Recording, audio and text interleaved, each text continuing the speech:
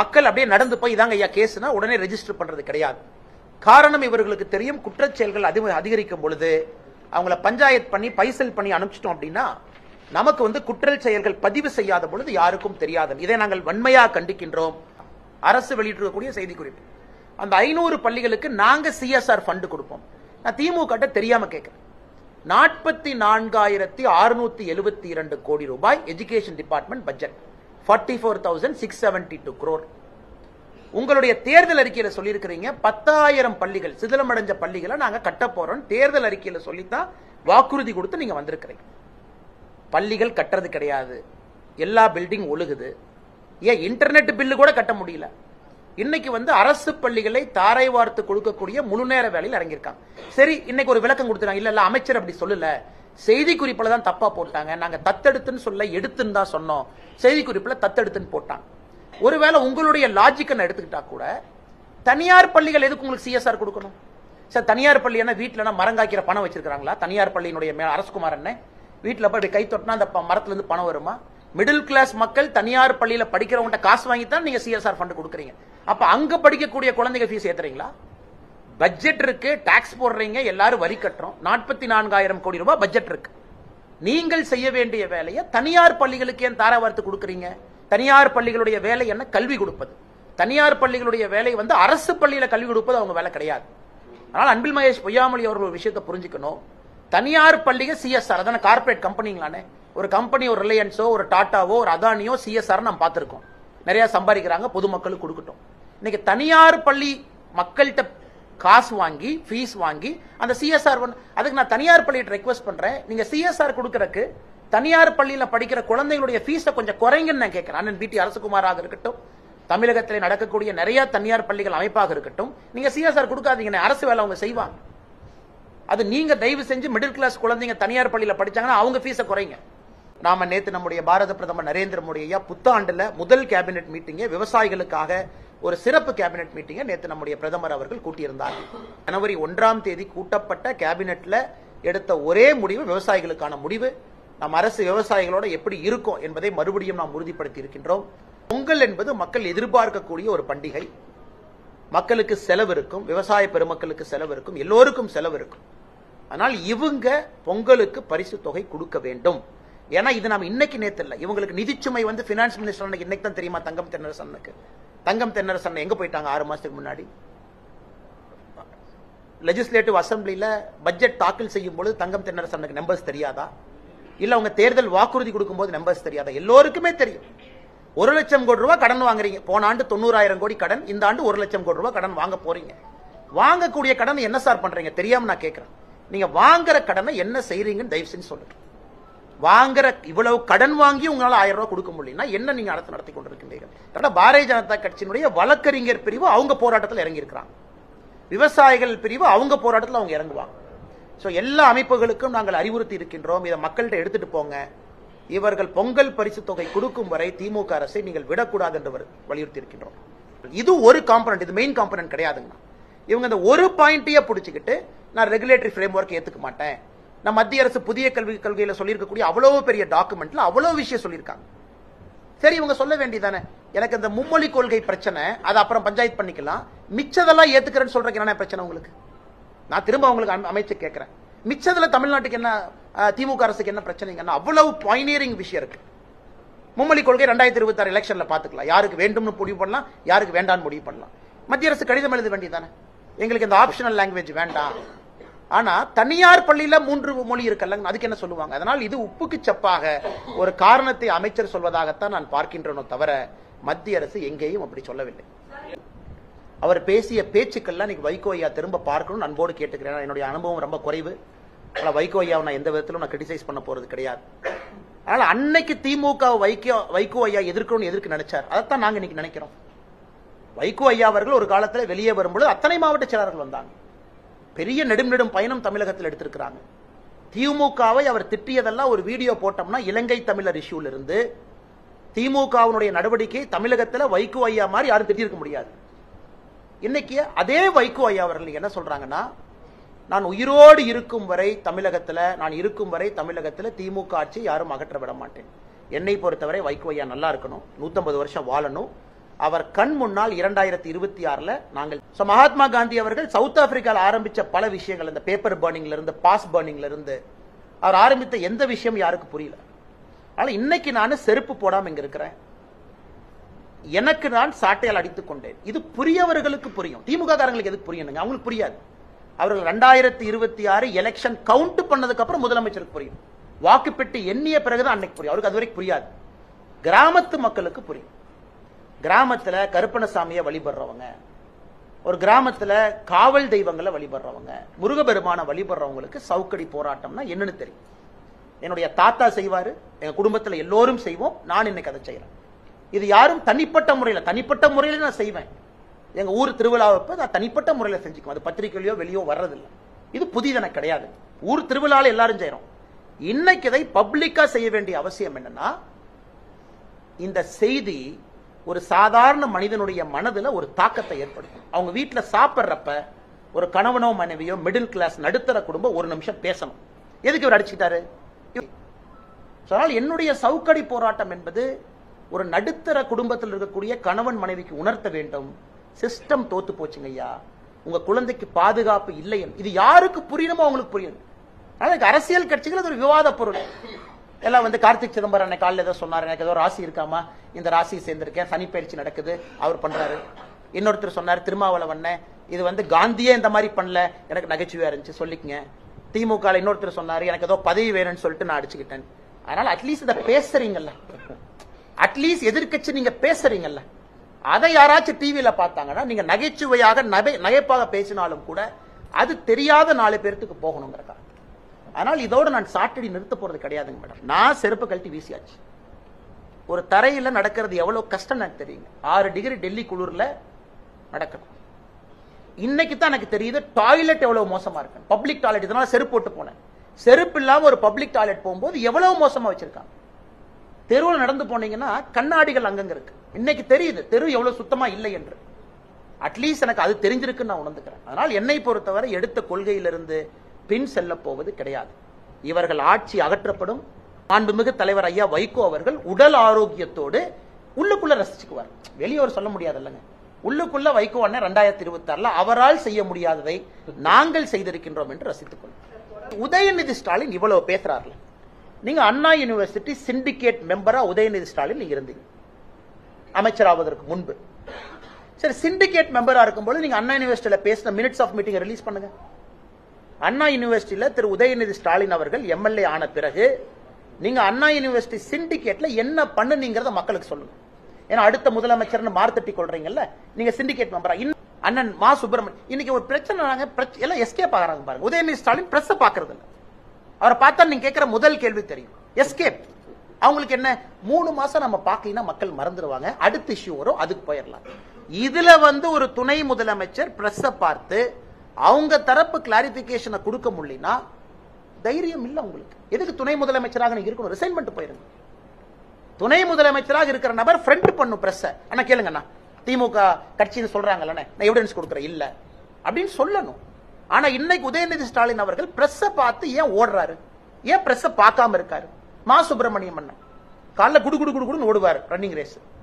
இன்னைக்கு எங்க பிரஸ் பார்த்தா அதே ஸ்பீட்ல ஓடுறாரு. ஏன்னா நண்பர்கள் நீங்க கேட்டுருவீங்க, என்னன்னு நீங்க சாப்பிட்ற இடத்துல பின்னாடி அந்த ஞானசேகரன் போட்டோ இருக்குன்னு கேட்டுருவீங்கறதுக்காக ஓட்டப்பந்தயத்திலே ஓடுகின்ற வேகத்தை விட மாசு ஒண்ணு பிரஸ் பார்த்து ஓடுறாரு. அதனால உங்களுடைய வணக்கத்தை தெரிவித்துக் கொள்கின்றோம். முக்கியமாக உங்கள் அனைவருக்கும் இந்த நேரத்தில் புதிய வருடம் பிறந்திருக்கிறது. அற்புதமான வருடமாக 2025 உங்களுக்கு அமைய வேண்டும். நம்ம எல்லா தமிழ் சொந்தங்களுக்கும் இந்த ஆண்டு ஒரு அற்புதமான ஆண்டாக அமைய வேண்டும் என்று இந்த நேரத்தில் மறுபடியும் நாங்கள் ஆண்டவனை வேண்டிக் கொள்கின்றோம். சகோதர சகோதரிகளே, நாம் இன்னைக்கு 2-3 விஷயங்களுடன் உங்களிடம் பேச வேண்டும் என்பது எங்களுடைய ஆசை. முதல்ல பாரதிய ஜனதா கட்சியினுடைய மகளிர் அணி, எங்களுடைய மாநில தலைவி சகோதரி உமாரதி அவர்கள் தலைமையில் நாளைக்கு மதுரையிலிருந்து நீதி கேட்பு பேரணி புறப்பட்டு சென்னை வந்து ஆளுநரை சந்திக்க இருக்கிறது. 3ஆம் தேதி மதுரையில் அவங்க ஆரம்பித்து 7 இடத்துல அவர்கள் தங்களுக்கான ஒரு பிரேக் எடுத்துக்குவாங்க. 8வது ஸ்டாப்பாக சென்னைக்கு வருவாங்க. இதான் ஒரிஜினல் ப்ரொபோசல் பிளான். ஆனால் இன்னைக்கு மதுரை மாநகர காவல்துறை அனுமதி மறுத்திருக்கிறாங்க. அதனால் உறுதியாக எங்களுடைய சகோதரிகள் உறுதியாக நாங்கள் நாளைக்கு அங்கே மதுரையில் இருப்போம். யாருக்கும் எந்த பிரச்சனையும் இல்லாமல் ஒரு அறவழியில் எங்களுடைய போராட்டத்தை நாங்கள் மதுரையிலிருந்து முன்னெடுப்போம். அதே நேரத்தில் பாரதிய ஜனதா கட்சியை சார்ந்த தலைவர்கள் தொண்டர்கள் எல்லோரும் காவல்துறையினுடைய உத்தரவுக்கு நாங்கள் எப்பவுமே கட்டுப்பட்டிருக்கோம். நாளைக்கு நாங்கள் ஆர்கியூ பண்றோம் எங்க கேஸ் அமைதியான முறையில் ஒரு பேரை நடப்பது எதுக்கு நீங்க தடுக்கிறீங்க? யாருக்கும் எந்த பிரச்சனை நம்ம கொடுக்க போறதில்ல. ரூட் பிளான் கொடுக்குறோம். எந்த 7 இடத்துல நாங்கள் நிற்க போறோம்னு சொல்றோம். ஆளுநரை பார்ப்பதற்காக வர்றாங்க. இவங்க எந்த சட்டம் ஒழுங்கு எங்கேயும் கெடுக்க போறது கிடையாது. அதனால் நாளைக்கு காவல்துறை இதை மறுபரிசீலனை செய்வாங்கன்னு நான் நம்புறேன். எப்படி இருந்தாலும் இந்த மகளிர் அணி, இந்த குழு நம்முடைய மாநிலத்தினுடைய மூத்த தலைவர்கள் தலைமையில் நம்முடைய ஆளுநரை சந்தித்து ஒரு புகார் பட்டியலை கொடுக்க இருக்கிறாங்க. திராவிட முன்னேற்ற கழகம் ஆட்சிக்கு வந்த பிறகு கடந்த 3.5 ஆண்டுகள்ல எந்த அளவுக்கு தமிழகத்தில் சட்டம் ஒழுங்கு சீர்குலைந்திருக்கிறது, எந்த அளவுக்கு பெண்களுக்கு எதிரான குற்றம் அதிகரித்திருக்கிறது. முதலமைச்சர் அவர்கள் இன்னைக்கு எல்லா இடத்துலையும் நம்முடைய ஸ்டாலின் ஐயா அவர்கள் திரும்ப திரும்ப அவர்கள் சொல்லக்கூடிய ஒரே ஒரு வார்த்தை அமைதி பூங்கா தமிழகம் அப்படிங்கிற வார்த்தையை அடிக்கடி பயன்படுத்துறாங்க. அதனால் முதலமைச்சர் அவர்களுக்கு ஒரே ஒரு விஷயத்தை மட்டும் நாங்கள் அவங்க கவனத்துக்கு வைக்கிறோம். 2022 நம்முடைய NCRB national crime records bureau இந்தியாவில் நடக்கக்கூடிய குற்றங்களை எல்லாம் தொகுத்து அறிக்கையாக கொடுக்கக்கூடிய அமைப்பு நேஷனல் கிரைம் ரெக்கார்ட்ஸ் பியூரோ. அவங்க கிரைம் இன் இந்தியா அப்படின்னு கடைசி அறிக்கை கொடுத்திருக்காங்க. 2023க்கான அறிக்கை இன்னும் வரல, எந்த நேரத்திலும் வெளியிடப்படலாம். அந்த 2022 அதாவது திமுக ஆட்சிக்கு வந்து முழுமையாக ஓராண்டு காலம் முடித்த பிறகு தமிழகத்தில் முதல் ஆண்டுல மட்டும் திமுகவை பொறுத்தவரை, திமுகவினுடைய ஆட்சியை பொறுத்தவரை பெண்களுக்கு எதிரான குற்றம் 8.29% அதிகரித்திருக்கிறது. 2021 முடிவுக்கும் 2022 முடிவுக்கும். குறிப்பாக கற்பழிப்பு வழக்குகள் மட்டுமே 31.89% அதிகரித்திருக்கிறது. குழந்தைகளுக்கு எதிரான குற்றங்கள் 2021 4465, 2022 4968, அப்ப கிட்டத்தட்ட 8.5% அதிகரித்திருக்கிறது. 2024 வந்திருக்கக்கூடிய குழந்தை திருமண புகார் பாத்தீங்கன்னா 2023 பார்க்கும் பொழுது 2024 55.6% அதிகரித்திருக்கிறது. முதலமைச்சர் அவர்கள் இந்த ஆய்வறிக்கையை மறுக்கலாம். முதலமைச்சர் அவர்கள் வந்து தமிழகம் அமைதி பூங்கான்னு சொல்லலாம். ஆனா என்சிஆர்பியை பொறுத்தவரை தமிழக காவல்துறை புகார பதிவு செய்யற டேட்டால இருந்து எடுத்து, எஃப்ஐஆர்ல இருந்து எடுத்து அதை வந்து எல்லா மாநிலத்துக்கும் அனுப்புறாங்க. அதனால் திமுக ஆட்சிக்கு வந்து முதல் ஆண்டிலிருந்து இந்த 2023க்கான ஆய்வறிக்கை வரும். இன்னும் சில மாதங்கள்ல வர இருக்கு. அன்னைக்கும் பத்திரிகை நண்பர்கள் நாங்க சொல்லத்தான் போறோம். திமுக வந்த பிறகு பெண்களுக்கு எதிராக, குழந்தைகளுக்கு எதிராக குற்றங்கள் எந்த அளவுக்கு அதிகரித்திருக்கு. இன்னைக்கு இவ்வளவு பேசக்கூடிய முதலமைச்சர் இந்தியாவில் எங்கேயுமே இல்லாத அநியாயம் தமிழகத்தில் நடந்து கொண்டிருக்கிறது. குறிப்பாக மாநில குழந்தைகள் உரிமை பாதுகாப்பு ஆணையம் SCPCR, state children protection committee SCPCR சொல்லக்கூடிய அமைப்பை 2.5 ஆண்டுகளா தமிழகத்தில் ஃபங்க்ஷன் ஆகாம இருக்கு. குறிப்பாக 18 வயதுக்கு கீழ் நடக்கக்கூடிய போஸ்கோ குற்றச்செயல்கள், போக்சோ அப்படின்னு நம்ம சொல்றோம். சிறார்கள் ஒரு சிறைக்கு போறாங்கன்னா கண்காணிக்க வேண்டிய பொறுப்பு இந்த SCPCR அமைப்புக்கு இருக்கு. SCPCR அமைப்பு மாநில குழந்தைகள் உரிமை பாதுகாப்பு ஆணையம் 2.5 ஆண்டுகளாக தமிழகத்தில் செயலிழந்திருக்கு. தலைவர் இல்ல, கோர்ட்டு பிரச்சனை, புதிய கமிட்டி அவங்க போடல. அப்படி இருக்கும் பொழுது குழந்தைகளுக்கு எதிரான குற்றச்செயலை யாரு கண்காணிக்க போறாங்க? இவ்வளவு பேசக்கூடிய முதலமைச்சர், காவல்துறையை கையிலே வைத்திருக்கக்கூடிய முதலமைச்சர், தமிழகத்தில் ஒரு முக்கியமான கான்ஸ்டிடியூஷனல் பாடி SCPCR இன்னைக்கு வந்து ஃபங்க்ஷன் ஆகாம தமிழகத்தில் இருக்கு. இதுவும் முதலமைச்சர் கவனத்தில் இருக்கா இல்ல முதலமைச்சருக்கு தெரியலையா? அடுத்து இன்னொன்று, குற்றங்கள் அதிகமாக காட்டக்கூடாது என்பதற்காக காவல்துறை FIR ரெஜிஸ்டர் பண்ற மறுக்கிறாங்க. இது உண்மை. கிராமத்திலிருந்து நகரம் வரை எல்லா இடத்திலும் காவல்துறைக்கு தெரியும் NCRB மானிட்டர் பண்றாங்க. காவல்துறைக்கு தெரியும். இது போல பத்திரிகையாளர் சந்திப்புல என்னை போன்றவர்கள் நண்பர்கள்ட்ட பேசுவோம், பாருங்க குற்றச்செயல் அதிகமாயிருச்சுன்னு சொல்லுவாங்கிற ஒரே காரணத்திற்காக குற்றங்களை ரெஜிஸ்டர் பண்றதுக்கு காவல்துறை அனுமதி மறுக்கிறாங்க. இதனாலதான் நீங்க பாத்தீங்கன்னா அயனாவரத்துல சமீபத்தில் மனநலம் பாதிக்கப்பட்ட ஒரு பெண்ணுக்கு கயவர்கள் அத்தனை பேர் சேர்ந்து வன்கொடுமை அந்த குழந்தையின் மீது செய்தும் கூட போலீஸ் ஆபீசர்ஸ் வார்ன் பண்ணி அனுப்புறாங்க. இதெல்லாம் இந்தியால எங்கேயுமே பார்க்க மாட்டோம். அதாவது வளர்ந்த மாநிலம் தமிழகத்திலிருந்து நாம் பேசிக் கொண்டிருக்கின்றோம். இது தொடர்ச்சியா நாம நிறைய விஷயத்தை பேசிட்டே போலாங்க. சென்னையில் இதே போல அண்ணா நகர் பகுதியில் 10 வயது மகளை இதே போல சண்டை போட்டு தான் FIR ரெஜிஸ்டர் பண்ண வேண்டியதா இருந்துச்சு. தொடர்ந்து எல்லா இடத்திலும் கூட, நேற்று கூட பாத்தீங்கன்னா திருநெல்வேலியில் இதே மாதிரி ஒரு கேஸ், எல்லா இடத்திலும் கூட ஒரு கட்சி நண்பர்களோ பொதுமக்களோ போலீஸ் ஸ்டேஷன்ல ஒரு ஃப்ரீ ரெஜிஸ்ட்ரேஷன் ஆஃப் FIR நடக்கிறது இல்லைங்க. மக்கள் அப்படியே நடந்து போய் இதாங்க ஐயா கேஸ்னா உடனே ரெஜிஸ்டர் பண்றது கிடையாது. காரணம் இவர்களுக்கு தெரியும், குற்றச்செயல்கள் அதிகரிக்கும் பொழுது அவங்கள பஞ்சாயத்து பண்ணி பைசல் பண்ணி அனுப்பிச்சிட்டோம் அப்படின்னா நமக்கு வந்து குற்றச்செயல்கள் பதிவு செய்யாத பொழுது யாருக்கும் தெரியாது. இதை நாங்கள் வன்மையா கண்டிக்கின்றோம். தமிழகத்தில் ஏதோ கிராமத்தில் இருக்கக்கூடிய பிரச்சனை இன்னைக்கு சென்டர் சிட்டி சென்னைக்குள்ள FIR ரெஜிஸ்ட்ரேஷன் பண்றதை டினை பண்றாங்க. இதையெல்லாம் கண்டித்து தான் நம்முடைய மகளிர் அணி நாளைக்கு மதுரையிலிருந்து போராட்டத்தை முன்னெடுக்க இருக்கின்றார்கள். அதனால் நிச்சயமாக அது நடக்கும் என்கின்ற நம்பிக்கை இருக்கு. அந்த போராட்டத்தினுடைய முடிவில் மாண்புமிகு ஆளுநரை வந்து சந்திப்பார்கள் என்கின்ற நம்பிக்கையும் எங்களுக்கு இருக்கு. இது முதல் பகுதிங்கண்ணா. இரண்டாவது உங்களுக்கு பிரஸ் மீட்ல நாங்க சொல்ல இருக்கிறதுங்கன்னா, இன்னைக்கு திமுக ஆட்சிக்கு வந்த பிறகு பஞ்சப்பாட்டு பாடுவது மட்டுமே அவருடைய முழு நேர தொழிலா இருக்கு. ஏங்கன்னா இன்டர்நெட் பில் கட்டல எஜுகேஷன் டிபார்ட்மெண்ட், இன்டர்நெட் பில் கிடையாது, அதுக்கு ஒரு பெரிய லெக்சர் கொடுப்பாங்க. இன்னைக்கு தனியார் பள்ளிகள் அமைப்பு தமிழ்நாட்டில் பல தனியார் பள்ளிகள் அமைப்பு இருக்கு, ஒன்னு ரெண்டு இல்ல. தனியார் பள்ளிகள் இருக்கணும், நாங்க அவங்க மேல் குற்றச்சாட்டு வைக்கல. தனியார் பள்ளிகள் நடத்துங்க, மக்களுக்கு நல்ல கல்வி கொடுங்க. இன்னைக்கு தனியார் பள்ளிகள் அமைப்பு ஒரு புதிய தலைவர் அண்ணன் பிடி அரசகுமார் வந்திருக்காங்க. அரசகுமார் அண்ணன் பிஜேபியில் தான் இருந்தாங்க, இன்னைக்கு திமுகவினுடைய செய்தி தொடர்பாளராக இருக்கார். அவர் நடத்தக்கூடிய விழாவில் அமைச்சர் அன்பில் மகேஷ் பொய்யாமொழி அண்ணன் அந்த விழாவுக்கு போறார். மாநில அரசு கொடுத்திருக்கக்கூடிய செய்தி குறிப்பில் மிக தெளிவாக சொல்லி இருக்கின்றார்கள், 500 அரசு பள்ளிகளை நாங்க தத்தெடுப்போம் என்கிற வார்த்தையை பயன்படுத்தி இருக்கிறாங்க. அரசு வெளியிட்டிருக்கக்கூடிய செய்தி குறிப்பு. அந்த 500 பள்ளிகளுக்கு நாங்க சிஎஸ்ஆர் ஃபண்ட் கொடுப்போம். நான் திமுக தெரியாம கேட்கிறேன். 44,672 கோடி ரூபாய் எஜுகேஷன் டிபார்ட்மெண்ட் பட்ஜெட், 44,672 crore. உங்களுடைய தேர்தல் அறிக்கையில சொல்லியிருக்கிறீங்க 10,000 பள்ளிகள், சிதிலமடைஞ்ச பள்ளிகளை நாங்க கட்ட போறோம். தேர்தல் அறிக்கையில சொல்லித்தான் வாக்குறுதி கொடுத்து நீங்க வந்திருக்கிறீங்க. பள்ளிகள் கட்டுறது கிடையாது, எல்லா பில்டிங் ஒழுகுது. ஏன் இன்டர்நெட் பில்லு கூட கட்ட முடியல. இன்னைக்கு வந்து அரசு பள்ளிகளை தாரை வார்த்து கொடுக்கக்கூடிய முழு நேர வேலையில் இறங்கியிருக்காங்க. சரி, இன்னைக்கு ஒரு விளக்கம் கொடுத்துறாங்க, இல்ல அமைச்சர் அப்படி சொல்லல, செய்தி குறிப்பில் தான் தப்பா போட்டாங்க, நாங்க தத்தெடுத்துன்னு சொல்ல எடுத்துன்னு தான் சொன்னோம், செய்தி குறிப்பில் தத்தெடுத்துன்னு போட்டாங்க. ஒருவேளை உங்களுடைய லாஜிக்கை எடுத்துக்கிட்டா கூட தனியார் பள்ளிகள் எதுக்கு உங்களுக்கு சிஎஸ்ஆர் கொடுக்கணும்? சார், தனியார் பள்ளி என்ன வீட்டில் மரங்காய்க்கிற பணம் வச்சிருக்காங்களா? தனியார் பள்ளியினுடைய அரசகுமார் என்ன வீட்டில் போய் கை தொட்டினா அந்த மரத்துல இருந்து பணம் வருமா? மிடில் கிளாஸ் மக்கள் தனியார் பள்ளியில படிக்கிறவங்க காசு வாங்கி தான் நீங்க சிஎஸ்ஆர் ஃபண்ட் கொடுக்குறீங்க. அப்ப அங்க படிக்கக்கூடிய குழந்தைங்க ஃபீஸ் ஏத்துறீங்களா? பட்ஜெட் இருக்கு, டாக்ஸ் போடுறீங்க, எல்லாரும் வரி கட்டுறோம். 44,000 கோடி ரூபாய் பட்ஜெட் இருக்கு. நீங்கள் செய்ய வேண்டிய வேலையை தனியார் பள்ளிகளுக்கு ஏன் தாரை வார்த்து கொடுக்குறீங்க? தனியார் பள்ளிகளுடைய வேலை என்ன? கல்வி கொடுப்பது. தனியார் பள்ளிகளுடைய வேலை வந்து அரசு பள்ளியில கல்வி கொடுப்பது அவங்க வேலை கிடையாது. அதனால அன்பில் மகேஷ் பொய்யாமொழி அவர்கள் ஒரு விஷயத்தை புரிஞ்சுக்கணும். தனியார் பள்ளிகள் சிஎஸ்ஆர், அதான கார்பரேட் கம்பெனிங்களானே. ஒரு கம்பெனி, ஒரு ரிலையன்ஸோ, ஒரு டாட்டாவோ, ஒரு அதானியோ சிஎஸ்ஆர் நம்ம பார்த்திருக்கோம், நிறைய சம்பாதிக்கிறாங்க, பொதுமக்களுக்கு கொடுக்கட்டும். இன்னைக்கு தனியார் பள்ளி மக்கள்கிட்ட காசு வாங்கி ஃபீஸ் வாங்கி அந்த சிஎஸ்ஆர், அதுக்கு நான் தனியார் பள்ளியை ரெக்வெஸ்ட் பண்றேன், நீங்க சிஎஸ்ஆர் கொடுக்கறதுக்கு தனியார் பள்ளியில படிக்கிற குழந்தைகளுடைய ஃபீஸை கொஞ்சம் குறைங்கன்னு நான் கேட்கிறேன். அண்ணன் பிடி அரசகுமாராக இருக்கட்டும், தமிழகத்தில் நடக்கக்கூடிய நிறைய தனியார் பள்ளிகள் அமைப்பாக இருக்கட்டும், நீங்க சிஎஸ்ஆர் கொடுக்காதீங்க, அரசு வேலை அவங்க செய்வாங்க. அது நீங்க தயவு செஞ்சு மிடில் கிளாஸ் குழந்தைங்க தனியார் பள்ளியில படிச்சாங்கன்னா அவங்க ஃபீஸை குறைங்க. இது அன்பில் மகேஷ் பொய்யாமொழி அவர்கள் செய்ய வேண்டிய வேலையை நீங்க எதுக்கு செய்றீங்க? 10,000 பள்ளிகளை சிதிலமடைஞ்சிருக்கக்கூடிய பள்ளிகளை நாங்க சரி பண்றோம்னு சொல்லியிருக்காங்க. அதை திமுக அரசு சரி பண்ணணும், வெள்ளை அறிக்கை கொடுக்கணும். எத்தனை பள்ளிகளை சரி பண்ணிருக்காங்க, எத்தனை பள்ளிக்குள்ள மரம் இருக்கு, மழை பெஞ்சா எவ்வளவு உழுவுது, எத்தனை ஓடு ஓட்டையா இருக்கு, எத்தனை ஆசிரியர்கள் இருக்கிறாங்க, எதுவுமே செய்யாம ஒரு திமுக கட்சி நிர்வாகி நடத்தக்கூடிய ஒரு மேடைக்கு போய் எல்லாம் பேசிட்டு அதன் பிறகு பிரச்சனையான பிறகு இவர்கள் மாற்றி பேசுவது முறையல்ல என்பதையும் கூட தமிழக அரசுக்கு இந்த நேரத்தில் நாங்கள் சுட்டிக்காட்ட விரும்புகின்றோம். அடுத்து மூன்றாவது, நாம நேற்று நம்முடைய பாரத பிரதமர் நரேந்திர மோடி ஐயா புத்தாண்டுல முதல் கேபினெட் மீட்டிங்கை விவசாயிகளுக்காக ஒரு சிறப்பு கேபினெட் மீட்டிங்கை நேற்று நம்முடைய பிரதமர் அவர்கள் கூட்டியிருந்தார்கள்.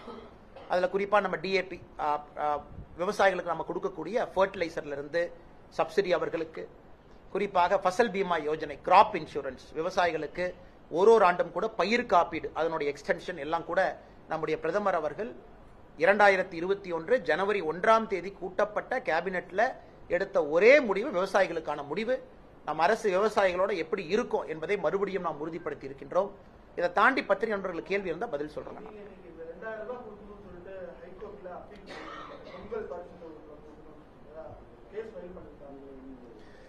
பாரதிய ஜனதா கட்சியை பொறுத்தவரை பொங்கல் பரிசு தொகை என்பது காலம் காலமாக ஆண்டாண்டுல மக்களுக்கு கொடுக்கக்கூடிய ஒரு பரிசு, எல்லா ஆண்டும் கொடுக்கணும். இது இவர்கள் எங்கேயோ இருந்து புடுங்கி யாரும் கொடுக்கலீங்கன்னா, ஒரு அரசு பட்ஜெட் போடும் போதே அவங்களுக்கு தெரியும் இதற்கான ப்ரொவிஷன். ஏன்னா எல்லா வருஷமும் கொடுக்கிறோம்.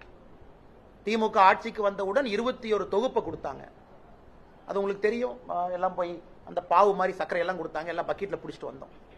அதன் பிறகு போன ஆண்டு கொடுக்க மாட்டேனாங்க, எல்லாரும் சண்டை போட்ட பிறகு 1000 ரூபாய் கொடுத்தாங்க. ஒரு ஆண்டும் இதே பிரச்சனையை செய்யறாங்க. அதனால் பொங்கல் என்பது மக்கள் எதிர்பார்க்கக்கூடிய ஒரு பண்டிகை. மக்களுக்கு செலவு இருக்கும், விவசாய பெருமக்களுக்கு செலவு இருக்கும், எல்லோருக்கும் செலவு இருக்கும். அதனால் இவங்க பொங்கலுக்கு பரிசு தொகை கொடுக்க வேண்டும். ஏன்னா இது நம்ம இன்னைக்கு நேத்து இல்ல, இவங்களுக்கு நிதிச்சுமை வந்து பினான்ஸ் மினிஸ்டர் இன்னைக்கு தான் தெரியுமா. தங்கம் தென்னரசனுக்கு, தங்கம் தென்னரசன் எங்க போயிட்டாங்க 6 மாசத்துக்கு முன்னாடி? லெஜிஸ்லேட்டிவ் அசம்பிளில பட்ஜெட் தாக்கல் செய்யும் போது தங்கம் தென்னரசனுக்கு நம்பர்ஸ் தெரியாதா? இல்ல அவங்க தேர்தல் வாக்குறுதி கொடுக்கும் போது நம்பர்ஸ் தெரியாதா? எல்லோருக்குமே தெரியும். 1 லட்சம் கோடி ரூபாய் கடன் வாங்குறீங்க. போன ஆண்டு 90,000 கோடி கடன், இந்த ஆண்டு 1 லட்சம் கோடி ரூபாய் கடன் வாங்க போறீங்க. வாங்கக்கூடிய கடன் என்ன சார் பண்றீங்க? தெரியாம நான் கேட்கிறேன். நீங்க வாங்குற கடனை என்ன செய்றீங்கன்னு தயவு செஞ்சு சொல்லுங்க. வாங்குற இவ்வளவு கடன் வாங்கி உங்களால 1000 ரூபாய் கொடுக்க முடியும்னா என்ன நீங்க நடத்தி கொண்டிருக்கின்றீர்கள்? 2000 ரூபாய் கொடுக்க முடியல. ஆனா பாரதிய ஜனதா கட்சியினுடைய வழக்கறிஞர் பிரிவு அவங்க போராட்டத்தில் இறங்கி இருக்கிறாங்க. விவசாயிகள் பிரிவு அவங்க போராட்டத்தில் அவங்க இறங்குவாங்க. சோ எல்லா அமைப்புகளுக்கும் நாங்கள் அறிவுறுத்தி இருக்கின்றோம், இதை மக்கள்கிட்ட எடுத்துட்டு போங்க. இவர்கள் பொங்கல் பரிசு தொகை கொடுக்கும் வரை திமுக அரசை நீங்கள் விடக்கூடாது என்று வலியுறுத்தி இருக்கின்றோம். கல்வி விவகாரத்தில் மத்திய அரசு மாநில அரசு மிரட்டுவதா அன்பி மகேஷ் அவர்கள் தெரிவிச்சிருக்காரு. அதாவது புதிய கல்விக் கொள்கையை ஏற்றால் தான் நாங்க நிதி கொடுப்போம், இல்லட்டா கல்வியை வந்து நீங்க மாநில பள்ளிகளுக்கு மாற்றுங்க இவங்க தரப்பு கேட்காங்க, எங்களுடைய பிள்ளைகளை நாங்க பாத்துக்கிட்டோம் சொல்லிட்டு அமைச்சர் விளக்கம். ஆனா இந்தியாவில் பாரதிய ஜனதா கட்சியை சாராத ஆட்சிகள் எத்தனையோ நடக்குதுங்கண்ணா, எல்லா ஸ்டேட்லயும் நடக்குது. எந்த மாநிலத்திலும் எழுப்பாத ஒரு புகாரை இங்க இருக்கக்கூடிய நம்முடைய அமைச்சர் பெருமகன் அவங்க எழுப்புறாங்க. PM ஸ்ரீ ஸ்கூல், அந்த 16,000 பள்ளிகள் நம்முடைய பிரதமர் கொண்டு வந்ததே புதிய கல்விக் கொள்கையினுடைய அம்சமாக, தனியா கொண்டு வரலீங்கன்னா.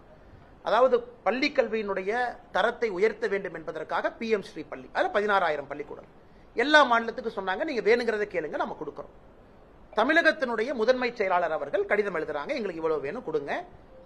எல்லோருக்கும் தெரியும், கடிதம் எழுதும் பொழுதும் சீஃப் செக்ரட்டரிக்கு தெரியும், அதுல நியூ எஜுகேஷன் பாலிசி தான் அதுல கொண்டு வர வேண்டும் என்பது எல்லோருக்கும் தெரியும். அதுல தமிழ்நாடு மட்டும் விதிவிலக்கு கிடையாது. அதே போல சர்வசிக்ஷா அபியான்ல எங்கேயுமே நம்ம பிக்ஸ் பண்ணல. சர்வசிக்ஷா அபியானுக்கு தான் அமைச்சர் பேசுறாங்க. SSAவை பொறுத்தவரை, அதாவது எந்த அந்த காம்பனண்டா இருந்தாலும் கூட யாரும் எங்கேயும் சொல்லல, நீங்க புதிய கல்விக் கொள்கை ஏற்றுக்கொள்ளவில்லை என்றால் மத்திய அரசு உங்களுக்கு கொடுக்கக்கூடிய பட்ஜெட்டை கட் பண்ணிடுவாங்கன்னு எங்கேயும் சொல்லு. ஆனா ஒரு விஷயத்தை புரிஞ்சுக்கணும், புதிய கல்விக் கொள்கையில பல காம்பனன்ட் இருக்குங்க, பல காம்பனன்ட் ஸ்ட்ரீம் லைனிங். உதாரணத்துக்கு நீங்க ஸ்மார்ட் மீட்டர், மத்திய அரசு அவங்க இன்னைக்கு ரிஃபார்ம் சொல்றாங்க பவர் செக்டார்ல. இந்த ரிஃபார்ம்ஸ் நீங்க செஞ்சீங்க அப்படின்னா நாங்க இவ்வளவு பணம் கொடுப்போங்கிறாங்க. செய்யலினா பரவாயில்ல, நீங்க பணம் கிடைக்காது, உங்க வேலையை நீங்க பாத்துங்க, நீங்களே செய்யுங்க. ஏன்னா நீங்க எலக்ட்ரிசிட்டி ஒரு டிஸ்காம் ஒரு எலக்ட்ரிசிட்டி ஏஜென்சியும் பாத்தீங்கன்னா லட்சம் கோடி ரூபாய் லாஸ்ல இருக்கு, லட்சம் கோடி ரூபாய் டான்ஜெட்கோ உட்பட. அதுக்கு மத்திய அரசு சொல்றாங்க நாங்க பொறுப்பு ஏத்துக்கிறோம், கவலைப்படாதீங்க, நாங்க உங்களுக்கு ஃபண்ட் கொடுக்கிறோம், கான்ஸ்டிடியூஷன் படி நாங்கள் கொடுக்க வேண்டும் என்கின்ற அவசியம் இல்லை, அரசியலமைப்பு சட்டத்தின்படி பணம் கொடுக்க வேண்டும் என்கிற அவசியம் இல்லை. ஆனா பவர் செக்டர் ரிஃபார்முக்கு நம்ம கொடுக்கிறோம், ஆனா நீங்க ரிஃபார்ம் பண்ணுங்க. அதையும் எப்படி பழி போடுறாங்கன்னா மத்திய அரசு வந்து எலக்ட்ரிசிட்டி பில்லை ஏற்ற சொல்றாங்க. அந்த மாதிரி தான் அதை நான் பார்க்கிறேன். எங்கேயும் மத்திய அரசு சொல்லவில்லை. இவர்கள் புரிந்து கொள்ள வேண்டும், புதிய கல்விக் கொள்கையில பல முக்கியமான திட்டங்கள் இந்தியா முழுவதும் அமல்படுத்தும் பொழுது தமிழகம் மட்டும் தனித்தீவாக இருப்பதற்கு வாய்ப்பில்லை. காரணம் எக்ஸாமினேஷன் பேட்டர்ன் மாறுதுங்கன்னா, ஹையர் எஜுகேஷன் பாடியினுடைய ரெகுலேட்டரி அட்டானமி மாறுது, கான்செப்ட் ஆஃப் UGC மாறுது, AICTE டெக்னிக்கல் எஜுகேஷன் மாறுது, மெடிக்கல் எஜுகேஷனுடைய ரெகுலேட்டரி ஃப்ரேம்வொர்க் மாறுது. சோ ஒரு புதிய கல்விக் கொள்கையில இவ்வளவு விஷயங்கள் இருக்கு. அதுல ஒரு விஷயம் வந்து 2 மொழி கட்டாயம், 3வது மொழி ஆப்ஷனல். அதாவது தாய்மொழி கட்டாயம், ஆங்கில மொழி கட்டாயம், தமிழ் மொழி கட்டாயம், ஆங்கில மொழி கட்டாயம், 3வது மொழி ஆப்ஷனல். இது ஒரு காம்பனன்ட், இது மெயின் காம்பனன்ட் கிடையாதுங்க. இவங்க இந்த ஒரு பாயிண்டையே பிடிச்சிக்கிட்டு நான் ரெகுலேட்டரி ஃப்ரேம்வொர்க் ஏத்துக்க மாட்டேன், நான் மத்திய அரசு புதிய கல்விக் கொள்கையில சொல்லியிருக்கக்கூடிய அவ்வளவு பெரிய டாக்குமெண்ட்ல அவ்வளவு விஷயம் சொல்லியிருக்காங்க. சரி இவங்க சொல்ல வேண்டியதானே, எனக்கு இந்த மும்மொழி கொள்கை பிரச்சனை, அதை அப்புறம் பஞ்சாயத்து பண்ணிக்கலாம், மிச்சதெல்லாம் ஏத்துக்கிறேன்னு சொல்றதுக்கு என்ன பிரச்சனை உங்களுக்கு? நான் திரும்ப உங்களுக்கு அமைச்சு கேட்கிறேன், மிச்சதுல தமிழ்நாட்டுக்கு என்ன, திமுக அரசுக்கு என்ன பிரச்சனைங்கன்னா அவ்வளவு பாயினியரிங் விஷயம் இருக்கு. மும்மொழி கொள்கை 2026 எலெக்ஷன்ல பாத்துக்கலாம், யாருக்கு வேண்டும்னு முடிவு பண்ணலாம், யாருக்கு வேண்டாம்னு முடிவு பண்ணலாம். மத்திய அரசு கடிதம் எழுத வேண்டியதானே, எங்களுக்கு இந்த ஆப்ஷனல் லாங்குவேஜ் வேண்டாம். ஆனா தனியார் பள்ளியில 3 மொழி இருக்குல்ல, அதுக்கு என்ன சொல்லுவாங்க? அதனால் இது உப்புக்கு சப்பாக ஒரு காரணத்தை அமைச்சர் சொல்வதாகத்தான் நான் பார்க்கின்றனோ தவிர மத்திய அரசு எங்கேயும் அப்படி சொல்லவில்லை. மேடம் கொஞ்சம் சத்தமா சொல்லுங்க மேடம்.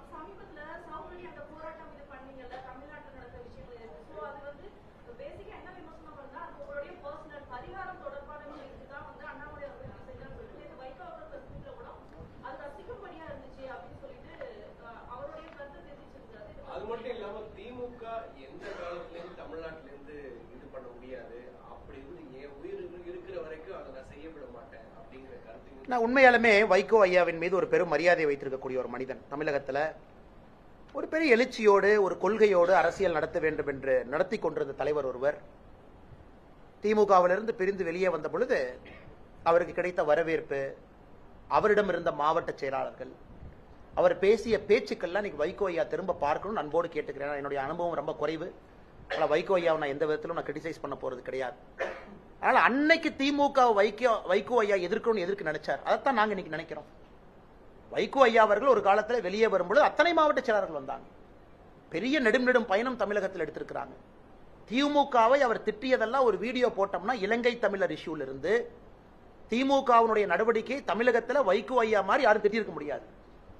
இன்னைக்கு அதே வைகோ ஐயா அவர்கள் என்ன சொல்றாங்கன்னா, நான் உயிரோடு இருக்கும் வரை தமிழகத்தில் திமுக ஆட்சி யாரும் அகற்ற விட மாட்டேன். என்னை பொறுத்தவரை வைகோ ஐயா நல்லா இருக்கணும், 150 வருஷம் வாழணும். அவர் கண் முன்னால் 2026 நாங்கள் திமுகவை இங்கே இருந்து அகற்றி காட்டுகின்றோம். அதை வைகோ ஐயா பார்க்கத்தான் போறாங்க. ஆரோக்கியமான வைகோ ஐயா அதை பார்க்கணும். இரண்டாவது உங்களுடைய அரசியல் கட்சிகளை பொறுத்த வரைக்கும் மேடம் ஒரு விஷயத்தை புரிஞ்சுக்கணும். ஒரு சத்தியகிரக போராட்டத்தை யாருக்குமே புரியாது ஆரம்பத்தில். மகாத்மா காந்தி அவர்கள், நான் மகாத்மா காந்தியோடைய கால் நெகத்தினுடைய தூசுக்கு சமங்க. ஆரம்பத்தில் இல்ல மதுரையில் வந்து நான் இந்த மாதிரி ட்ரெஸ் எல்லாம் போட மாட்டேன், காதி தான் போடுவேன்னா நிறைய பேத்துக்கு புரியல. ஏன் நான் ட்ரெயின்ல ஃபர்ஸ்ட் கிளாஸ்ல போக மாட்டேன், நான் தேர்ட் கிளாஸ்ல தான் போவேன், யாருக்கும் புரியல. ஸோ மகாத்மா காந்தி அவர்கள் சவுத் ஆப்பிரிக்காவில் ஆரம்பிச்ச பல விஷயங்கள், இந்த பேப்பர் பர்னிங்ல இருந்து பாஸ் பர்னிங்ல இருந்து அவர் ஆரம்பித்த எந்த விஷயம் யாருக்கும் புரியல. ஆனால் இன்னைக்கு நான் செருப்பு போடாம இங்க இருக்கிறேன், எனக்கு நான் சாட்டையால் அடித்துக் கொண்டேன். இது புரியவர்களுக்கு புரியும், திமுக காரங்களுக்கு எதுக்கு புரியணுங்க? அவங்களுக்கு புரியாது. அவர்கள் 2026 எலெக்ஷன் கவுண்ட் பண்ணதுக்கு அப்புறம் முதலமைச்சருக்கு புரியும், வாக்குப்பெட்டி எண்ணிய பிறகுதான் அன்னைக்கு புரியும். அவருக்கு அது வரைக்கும் புரியாது. கிராமத்து மக்களுக்கு புரியும். கிராமத்துல கருப்பணசாமியை வழிபடுறவங்க, ஒரு கிராமத்துல காவல் தெய்வங்களை வழிபடுறவங்க, முருகபெருமான வழிபடுறவங்களுக்கு சவுக்கடி போராட்டம்னா என்னன்னு தெரியும். என்னுடைய தாத்தா செய்வாரு, எங்க குடும்பத்துல எல்லோரும் செய்வோம், நான் இன்னைக்கு அதை செய்யறேன். இது யாரும் தனிப்பட்ட முறையில நான் செய்வேன். எங்க ஊர் திருவிழாவுக்கு நான் தனிப்பட்ட முறையில செஞ்சுக்குவேன். அது பத்திரிகையிலயோ வெளியோ வர்றதில்லை. இது புதிதென கிடையாது. ஊர் திருவிழால எல்லாரும் செய்யறோம். இன்னைக்கு இதை பப்ளிக்கா செய்ய வேண்டிய அவசியம் என்னன்னா, இந்த செய்தி ஒரு சாதாரண மனிதனுடைய மனதுல ஒரு தாக்கத்தை ஏற்படுத்தும். அவங்க வீட்டுல சாப்பிட்றப்ப ஒரு கணவனோ மனைவியோ மிடில் கிளாஸ் நடுத்தர குடும்பம் ஒரு நிமிஷம் பேசணும்.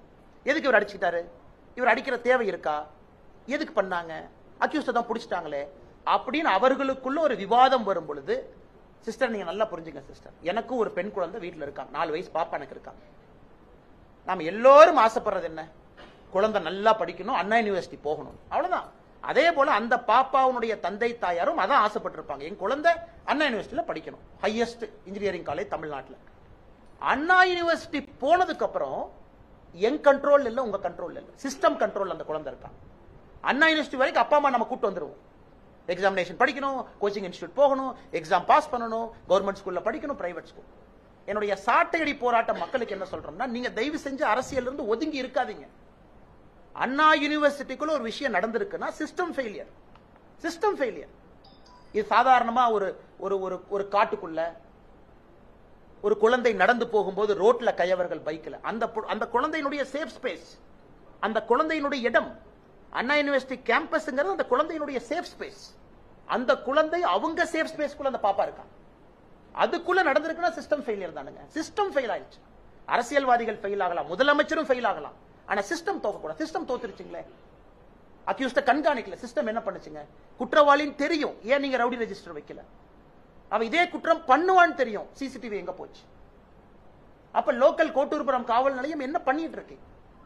அதனால் என்னுடைய சவுக்கடி போராட்டம் என்பது ஒரு நடுத்தர குடும்பத்தில் இருக்கக்கூடிய கணவன் மனைவிக்கு உணர்த்த வேண்டும், சிஸ்டம் தோத்து போச்சுங்க ஐயா, உங்க குழந்தைக்கு பாதுகாப்பு இல்லை. இது யாருக்கு புரியணுமோ அவங்களுக்கு புரியும். அரசியல் கட்சிகள் அது ஒரு விவாத பொருள். எல்லாம் வந்து கார்த்திக் சிதம்பரம் அன்னை காலையில் ஏதோ சொன்னார், எனக்கு ஏதோ ராசி இருக்காமா, இந்த ராசியை சேர்ந்திருக்கேன், சனி பயிற்சி நடக்குது, அவர் பண்றாரு. இன்னொருத்தர் சொன்னார் திருமாவளவன், இது வந்து காந்தியே இந்த மாதிரி பண்ணல, எனக்கு நகைச்சுவையா இருந்துச்சு, சொல்லிக்கங்க. திமுக இன்னொருத்தர் சொன்னாரு, எனக்கு ஏதோ பதவி வேணும்னு சொல்லிட்டு நான் அடிச்சுக்கிட்டேன். அதனால அட்லீஸ்ட் இதை பேசுறீங்கல்ல, அட்லீஸ்ட் எதிர்க்கட்சி நீங்க பேசுறீங்கல்ல, அதை யாராச்சும் டிவியில பார்த்தாங்கன்னா நீங்க நகைச்சுவையாக நகைப்பாக பேசினாலும் கூட அது தெரியாத 4 பேருக்கு போகணுங்கிறக்கா. அதனால் இதோடு நான் சாட்டடி நிறுத்த போறது கிடையாதுங்க மேடம். நான் செருப்பு கழட்டி வீசியாச்சு. ஒரு தரையில நடக்கிறது எவ்வளவு கஷ்டம் எனக்கு தெரியுங்க. 6 டிகிரி டெல்லி குளிர்ல நடக்கணும். இன்னைக்கு தான் எனக்கு தெரியுது டாய்லெட் எவ்வளவு மோசமா இருக்கு. பப்ளிக் டாய்லெட், இதனால செருப்பு போட்டு போனேன். செருப்பு இல்லாம ஒரு பப்ளிக் டாய்லெட் போகும்போது எவ்வளவு மோசமா வச்சிருக்காங்க. தெருவில் நடந்து போனீங்கன்னா கண்ணாடிகள் அங்கங்க இருக்கு. இன்னைக்கு தெரியுது தெரு எவ்வளவு சுத்தமா இல்லை என்று. அட்லீஸ்ட் எனக்கு அது தெரிஞ்சிருக்குன்னு நான் உணர்ந்துக்கிறேன். அதனால் என்னை பொறுத்தவரை எடுத்த கொள்கையிலிருந்து பின் செல்ல போவது கிடையாது. இவர்கள் ஆட்சி அகற்றப்படும். மாண்புமிகு தலைவர் ஐயா வைகோ அவர்கள் உடல் ஆரோக்கியத்தோடு உள்ளுக்குள்ள ரசிச்சுக்குவார். வெளியோர் சொல்ல முடியாது இல்லைங்க. உள்ளுக்குள்ள வைகோ அண்ணன் 2026 அவரால் செய்ய முடியாததை நாங்கள் செய்திருக்கின்றோம் என்று ரசித்துக் கொள்வோம்.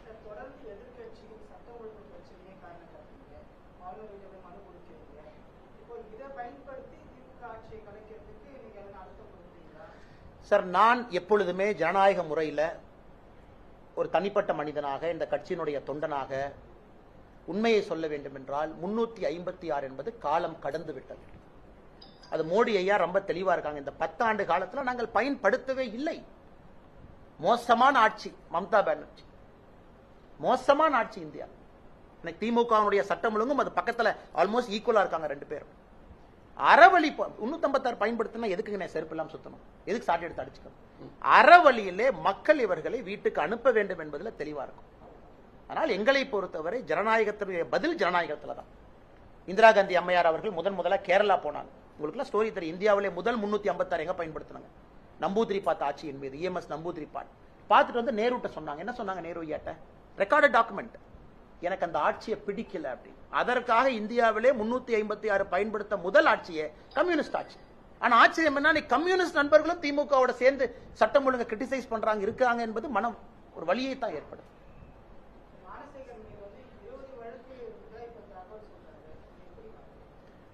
அண்ணா இன்னைக்கு நான் கேட்கிறேங்க அண்ணா, ஞானசேகரன் எங்க கட்சியிலேயே இல்ல.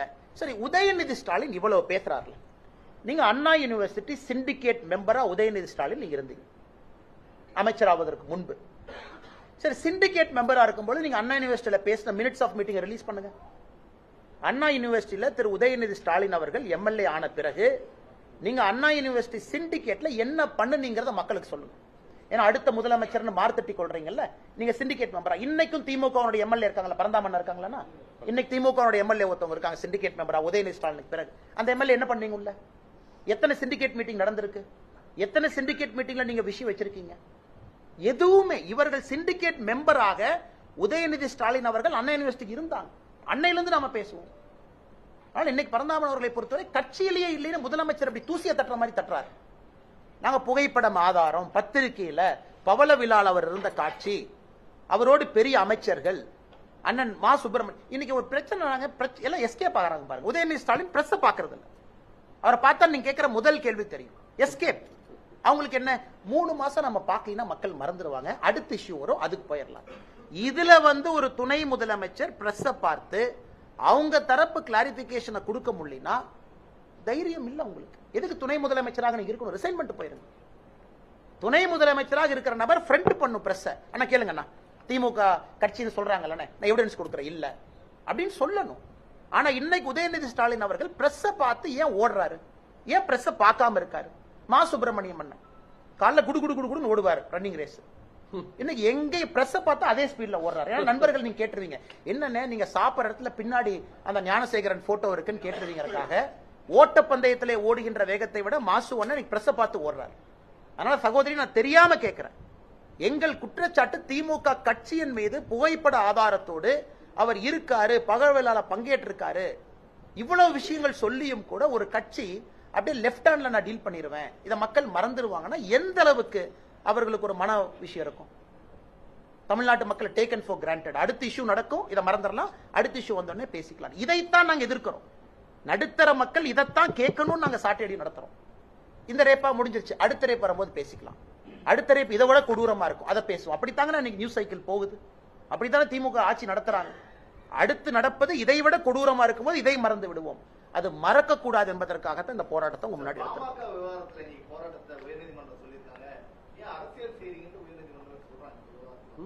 தெரியலங்க எனக்கு என்ன சொன்னாங்க.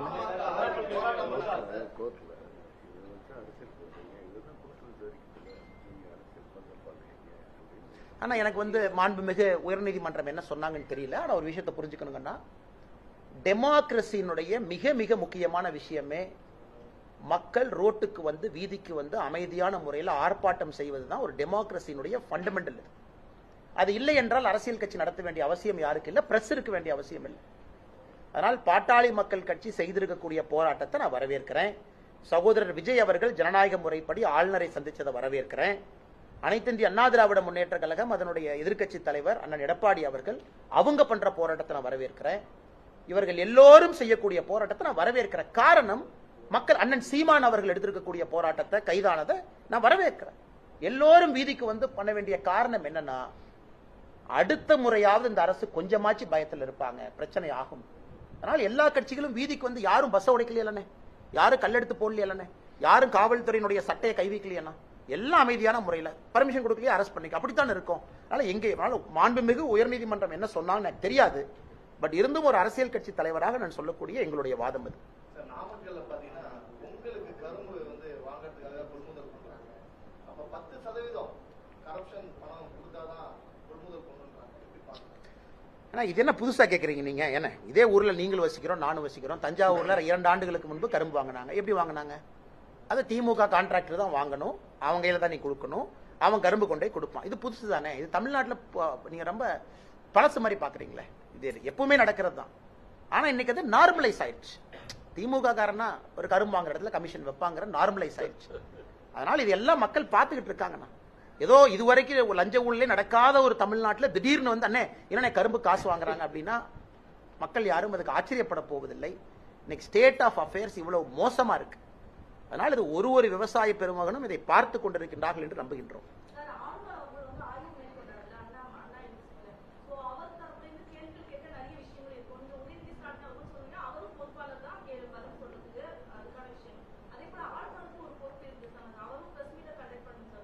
இதென்ன புதுசா இருக்கு மேடம்?